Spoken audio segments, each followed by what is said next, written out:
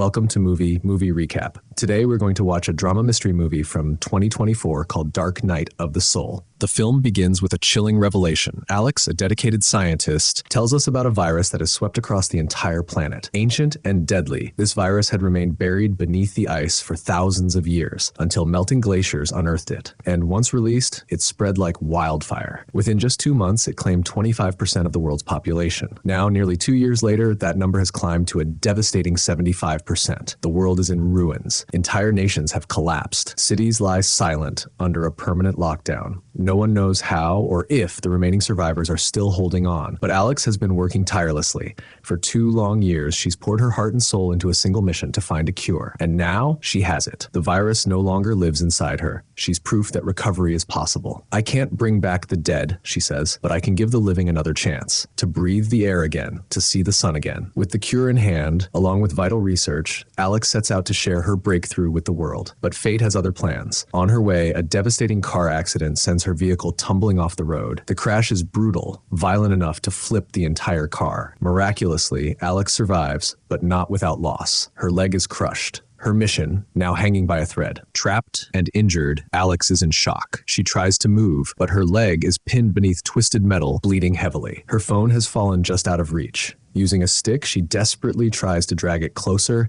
and manages to call the police. But the line goes dead. The world is still in lockdown. There are no emergency services left to respond. Most of the police force has either abandoned their posts or succumbed to the virus themselves. With her phone shattered and the signal barely holding, Alex attempts to call a friend, but the call fails. The phone finally shuts off for good, alone, injured, and helpless. Her leg is in bad shape, the bleeding worsening by the minute. Thinking fast, she pulls out a survival knife from her emergency kit, cuts a strip of fabric from her clothing, and tries to tie a tourniquet. But the pain is unbearable. Her hands shake. Even something so simple feels impossible in this condition. As she fights to survive, something else happens. A small sensor hidden in the nearby forest is damaged by the crash. Far away, in a secluded house deep in the woods, the sensor failure triggers an alert. Daniel, a former paramedic, and his partner Julia, both living off the grid, take notice. Daniel installed that sensor himself. It's his early warning system for any unusual activity in the area. But he doesn't yet know that his old friend Alex has just crashed nearby. And with Alex's phone dead, there's no way for him to find out. Still, the alert bothers him. Something's wrong, Daniel says. Julia, trying to stay calm, brushes it off. Maybe it's a technical glitch, she says. Let's wait a while and check again later. But Daniel isn't convinced. Something deep inside tells him time might be running out. As Alex lies there, pain radiating through her body, a darker thought creeps in. This might be where it ends for me. She gazes at the worn-out passport photos tucked into her pocket, her husband Franco and her little girl Millie. Tears begin to stream down her face. Both of them gone. Victims of the same virus she spent years trying to stop. There's a strange, bitter comfort in knowing they're no longer suffering. Maybe, she thinks, death would mean reuniting with them. But the thought doesn't last long. She suddenly panics. What if the cure dies with me? The medication she worked on for 2 full years, the reports, the research, the formula. If no one finds it, the world has no chance. That overwhelming pressure, grief, regret, and helplessness finally knocks her unconscious. In a dreamlike state, she finds herself in a surreal vision. She's back in the garden of her childhood home. Across from her sits her sister, Lori. But Lori isn't really there. It's Alex's own mind, playing back her deepest doubts and fears. Lori looks at her and asks, "Why didn't you go with Franco and Millie when they left for Africa? Why did you stay behind?" Alex stammers, "I had to finish the formula. I had to make the cure." "But what was the point?" Lori challenges. "You missed your last chance to see them. You gave up your family for a mission that may never be completed. And now, you'll die here, alone. No one will even know the cure exists." The words hit hard because they echo the guilt already gnawing at Alex's soul. And for a moment, she wonders, was it all a mistake? In the haze of her unconscious mind, another figure appears. Her father. He stands beside her in a sun-dappled forest, the kind from her childhood memories. Birds chirp softly in the background, the light warm and golden. "Do you remember how much you loved the forest?" he says gently. "You always felt free here. I used to take you on walks every weekend. You'd climb trees, chase squirrels. You said you wanted to live in the forest forever." Alex, now a child again in her mind, smiles faintly. "But this isn't a childhood adventure." Her father continues, his voice growing firm. "This forest, this moment, it's your trial. Everything I ever taught you, every moment we spent out here was preparing you for this, for right now. You can give up," he says, "or you can survive. It's your choice." As his voice fades, Alex's mind begins to clear. The memories dissolve. She opens her eyes back in the wrecked car. Her body screams in pain, but her will is stronger now. Her father's words echo in her mind. This is your choice. In front of her lies an abandoned junk car, its roof twisted and half caved in. Something about it catches her eye, metal strips bolted along the edge. Summoning her remaining strength, Alex reaches for a broken hook from the debris and pulls the roof toward her. Inch by inch, the metal groans in protest, but eventually she manages to rip off a strip. Her hands trembling, she fastens the cold steel around her injured leg like a makeshift brace. It's crude, but it works, just enough to dull the pain and keep her from passing out every time she moves. Nearby, among the scattered wreckage, she spots something else, small packets of chocolate bars and drink pouches, miraculously intact. She devours them slowly, greedily, the sugar and hydration giving her just enough of a boost. Her survival instinct is kicking in. After devouring the chocolate and drinks, Alex leans back, her stomach slightly settled but her heart still heavy. Suddenly, a figure materializes in front of her. Bold, radiant, wearing a superhero costume straight out of a comic book.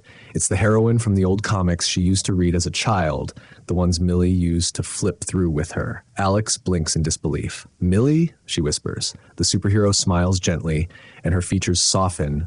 It is Millie, her daughter, glowing like a guardian angel wrapped in comic book glory. "Of course it's me, Mama," Millie says with a grin. "I came to give you courage. What can I do to help you get out of here?" Tears flood Alex's eyes. "No, baby, it's over. I've failed. I couldn't save the world. I couldn't even save you." Millie's expression tightens. "You're angry. But Mama, if you let that anger control you, you'll lose yourself. You're not ready to leave. Not like this." Millie's figure begins to fade. Alex panics. "No, wait, don't go. Stay. Just talk to me a little longer." But Millie is already gone. Silence. Crushing silence. Alex stares at the empty space where her daughter stood, her heart splintering all over again. She slumps back, courage waning, until a soft growl breaks the stillness. She turns. A dog, a scruffy golden retriever, appears from behind the wreckage. Its eyes are kind, and around its neck dangles a small locket. Alex picks it up with trembling hands. Engraved on the locket, God. Her breath catches. She chuckles weakly through her tears. So, maybe I'm not completely alone. The dog simply sits and stares at her, its presence calming. She talks to it, softly at first, then more freely. Words she hadn't said aloud in weeks, maybe months, begin to spill out. Her fears, her regrets, her hopes. The weight on her chest eases, just slightly. At the same time, far from the forest, Daniel is hunched over his workbench, repairing his drone. He adjusts the last wire, tightens a bolt, and powers it on. The drone lifts off gently, buzzing like an electric bee, ready to uncover the mystery behind the broken forest sensor. Daniel stares at the malfunctioning drone, frustration written all over his face. "If the drone won't work," he mutters, grabbing his jacket, "then I'll go check it out myself." He knows it's a risk, but something in his gut tells him it's not just a technical glitch. Something's wrong out there. Meanwhile, back in the forest, Alex feels time slipping through her fingers. Her blood loss is worsening. To distract herself, she reaches for her journal, the one she kept all through the 2 years of her research. She begins to read, her voice shaky. As her eyes flutter over the inked pages, a familiar presence returns.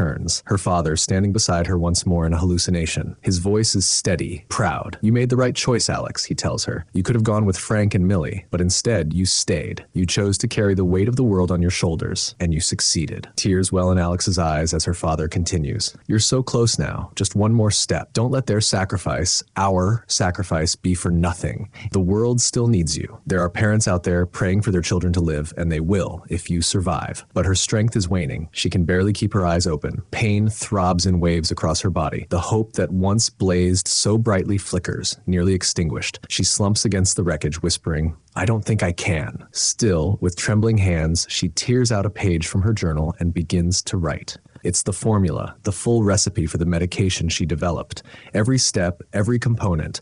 A legacy, just in case she doesn't make it. If someone finds this, she thinks, maybe they can carry it forward. Maybe all won't be lost. Just as she finishes, a soft glow surrounds her once more. Millie appears again, kneeling beside her, her little hands cradling Alex's face. "You can't go yet, Mama," Millie whispers. "You have to live. You have to see the morning that you helped bring into the world." Alex, her breath catching in her throat, reaches out to touch her daughter's cheek. "I'm so lucky to have you and your father." Millie smiles, and the air feels just a little warmer, a little brighter. "I tried everything I could to fulfill the duty I was given, Millie," Alex whispers, her voice barely audible. "But maybe fate had other plans. I'm not as strong as I used to be. I just hope I can hold on a little longer, my child.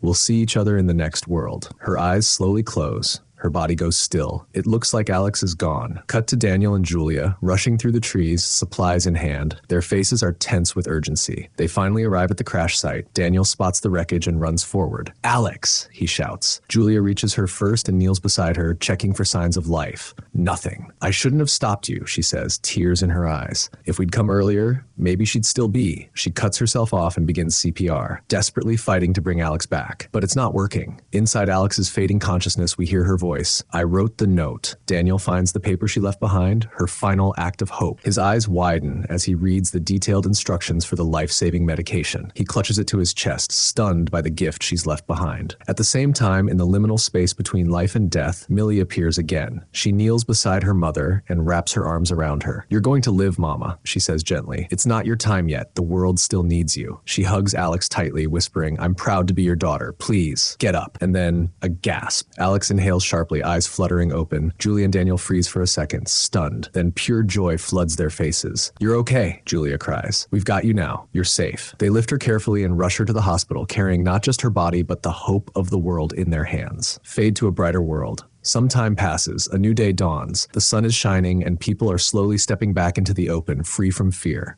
Laughter returns to the air. Life begins again. Alex stands beneath the morning sky, looking up at the light, really looking for the first time in years. Tears stream down her cheeks as she watches children playing, families reuniting, flowers blooming. The virus is gone. The cure worked. The world is healing. She smiles as someone offers her a basket of fresh fruits, sweet, vibrant, full of life. She takes a bite, closing her eyes in quiet gratitude. This is what all the pain, the loss, the fight was for. And this is how the film ends. If you are kind enough, comment down below. Please like this video and subscribe to the channel for more recaps like this. Until next time, this is your host for Movie Recap signing off. Thanks for watching.